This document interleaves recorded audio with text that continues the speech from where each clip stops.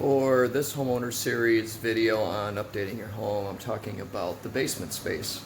Now with basements, especially in Syracuse and Central New York, it can be challenging because there's a lot of homes in Syracuse that were built in late 19th century, early 20th century, and the basements were created, dug to build the foundations to hold the house. That was it. There was no functionality to them. A lot of them have stone walls, a lot of them have dirt floors, and it's very tough to update that space or to create any functionality out of it because there's many that the ceiling heights are lower than 5 feet.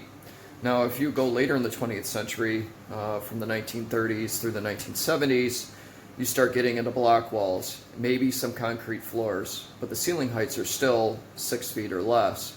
So it gets challenging, and then with these really old homes, 1930s, 1940s, as the building materials get older, there's a lot of seepage. There may be wet basements.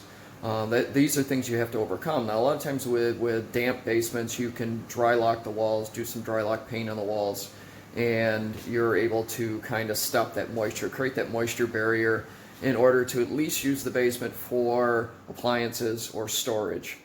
Now, getting past 1970s, later 20th century until now, a lot of the newer home construction have 10-foot high ceilings, so you're able to finish off the basement. As real estate agents, we're unable to count the square footage of the basement to the total square footage of the home unless there's a means of egress, because technically, according to code, you can't use the living space as living space, or at least as a cohabiting space without a means of egress. But with that being said, you can still finish off your basement in the newer homes with the higher ceilings and get anywhere from 5 to maybe sometimes 11 or 1200, or I'm sorry, 1,000 or 1,200 square foot more in your home as far as living space goes.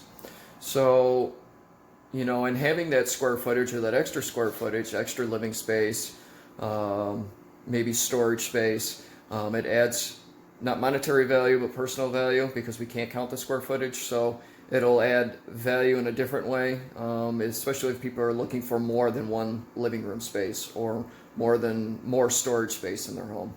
So, and the big thing with basements is with the paint colors is that you can't go dark. If you go dark, it's going to feel like a dungeon. It's going to seem like a dungeon. You can have light and bright, good lights downstairs. If you're able to have windows in the downstairs basement, more than one, maybe opposite ends, now you can get airflow if you need to. Basements are typically damp. Sometimes you need a dehumidifier like I have running in the background here that came with the home. But it's important. The flooring, when you finish flooring in the basement, it's good to do vinyl or laminate, just in case there's ever a water problem. These are very sturdy and they hold up to moisture very well. A vapor barrier underneath is also important. So there's a lot of different things you can do with the basements, no matter if it's 500 square foot more or 1,200 square foot more. The options are there, but it can be challenging here in Syracuse and Central New York depending on the age of your home. Now, if you have any questions, you have any ideas you want to share, drop a comment. Please like or share this with anyone that you might feel get any value out of it. And as always, if there's anything at all I could do for you, have a great day.